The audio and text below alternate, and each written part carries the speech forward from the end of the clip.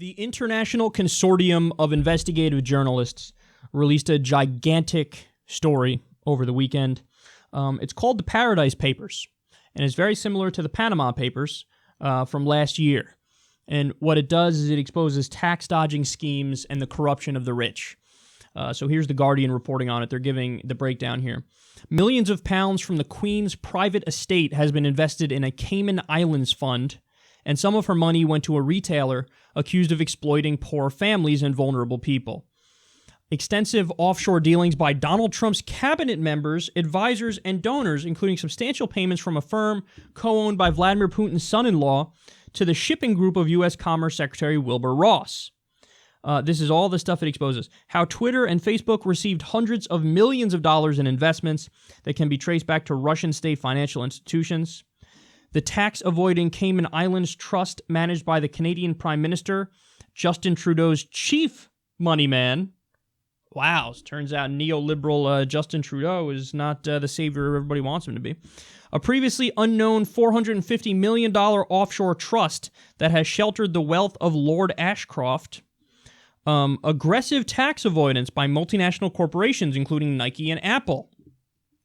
How some of the biggest names in the film and TV industries protect their wealth with an array of offshore schemes.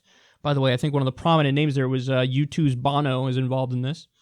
The billions in tax refunds by the Isle of Man and Malta to the owners of private jets and luxury yachts. The secret loan and alliance used by the London-listed multinational Glencore in its efforts to secure lucrative mining rights in the Democratic Republic of Congo. And the complex offshore webs used by two Russian billionaires to buy stakes in Arsenal and Everton football clubs. So, the way to sum this up is the famous George Carlin quote that I probably mention far too often, which is, it's a giant club and you ain't in it.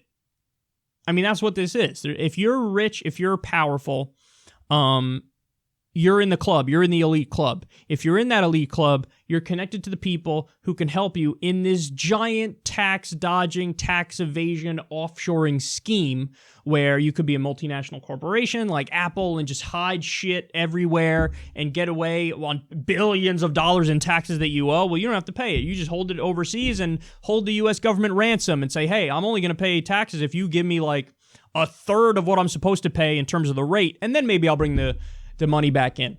Or if you're a wealthy individual, you know, many people who are politicians, many people who are in Hollywood, if you are a powerful person, you get the connections and then you get to hide your money and not pay your taxes and then shift the tax burden, of course, because this is what always happens, onto the middle class and the poor.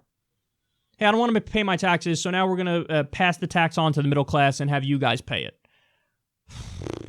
Well, it's sickening. And we've covered a story. This story will never leave my mind because it's so incredibly damaging and it's such a high number that it's just almost literally unbelievable. But tax dodging is a $20 trillion industry. $20 trillion industry. There are Cayman Islands addresses that have thousands of businesses registered to a single address.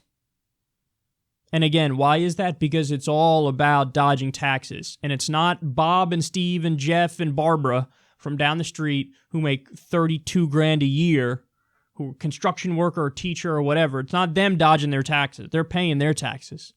This is all wealthy elites who've bought the government and buy the favors that they want, and they get them.